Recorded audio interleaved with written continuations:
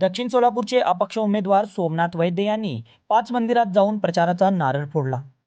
दक्षिण सोलापूर विधानसभा निवडणुकीच्या मैदानात अपक्ष उमेदवार सोमनाथ वैद्य यांनी आपले आव्हान उभे केले आहे।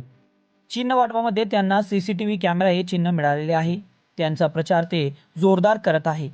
सोलापूरचे ग्रामदैवत सिद्धेश्वर महाराज, काळजापूरचा मारुती, हिरतचे ग्रामदैवत तुळजाभवानी सद्गुरू बाळूमामा, बेलाटी पीरसाहेब व डॉक्टर बाबासाहेब आंबेडकर यांच्या पुतळ्यास उपहार अर्पण करून आशीर्वाद घेतला आणि आपल्या प्रचाराला शुभारंभ केले। यावेळी देवस्थानचे अध्यक्ष श्रीराम पाटील, सुनील काटकर, सरपंच प्रशांत साबळे, पिंटू राजमाने, प्रथमेश पाटील, श्री किरण बसवंती, संजय नकाटे, रविराज पाटील, दत्ता पवार, सद्दाम नायकवाडी, महबूब काझी, नागनाथ कांबळे, पंचक्रोशीतील नागरिक बहुसंख्येने उपस्थित होते।